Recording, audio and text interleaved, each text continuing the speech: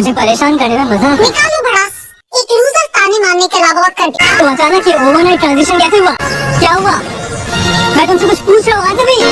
इतने दिन जब मैं तुम्हें बोलता। सीरियल झनक में अब गांव में अर्शी की भी एंट्री हो चुकी है। जी हाँ दोस्तों, कहानी में आने वाला है एक बड़ा और नया ट्विस्ट। जब अर्शी को पता चलता है कि गांव वालों ने अनिरुद्ध को गांव में ही रोक लिया है और जो लोग अनिरुद्ध के साथ गांव गए थे वो सब वापस शहर लौट आए हैं, तो सब कुछ जानकर अर्शी को बड़ा झटका लगता है। अनिरुद्ध के परिवार को जब ये पता चलता है कि गांव में अनिरुद्ध को एक झनक नाम की लड़की मिली है और वह उसे पहले से जानती है, तो पूरे परिवार में हलचल मच जाती है। ये सब सुनकर अर्शी के तो होश उड़ जाते हैं। उसे अब यह डर सताने लगता है कि कहीं अनिरुद्ध झनक के करीब न आ जाए, इसीलिए अर्शी खुद गांव पहुंच जाती है और वहां का नजारा देखकर आग बबूला हो उठती है। वह देखती है कि झनक और अनिरुद्ध एक दूसरे से खुलकर बातें कर रहे हैं। झनक ने अब अनिरुद्ध को सब कुछ सच सच बता दिया है कि उसकी शादी कभी नहीं हुई थी और मून अनिरुद्ध की ही बेटी है। यह सब जानकर अर्शी का गुस्सा 7वें आसमान पर पहुंच जाता है।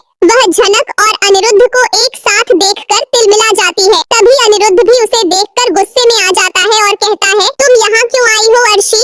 मैंने तुम्हें पहले ही मना किया था, इस रिश्ते का कोई भविष्य नहीं है। अर्शी पलटकर जवाब देती है, मैं तुम्हारी पत्नी हूँ अनिरुद्ध, और तुम इस तरह किसी और को अपनी जिंदगी में वापस नहीं ला सकते। ये धोखा है। लेकिन अनिरुद्ध अब चुप नहीं रहता। वह अर्शी से ठंडे लेकिन सख्त लहजे में कहता है, तुम सिर्फ नाम की पत्नी थी अर्शी, हम दोनों के बीच कभी कोई सच्चा रिश्ता नहीं था। मैं तुम्हें पहले ही कह चुका था कि अगर झनक वापस मिल गई तो मैं तुम्हें अपनी जिंदगी से बाहर कर दूंगा, और अब वो दिन आ गया है। अब मेरी जिंदगी में तुम्हारे लिए कोई जगह नहीं है। यह सुनकर अर्शी अंदर से हिल जाती है, लेकिन हार मानने वाली नहीं होती। वह झनक को नीचा दिखाने और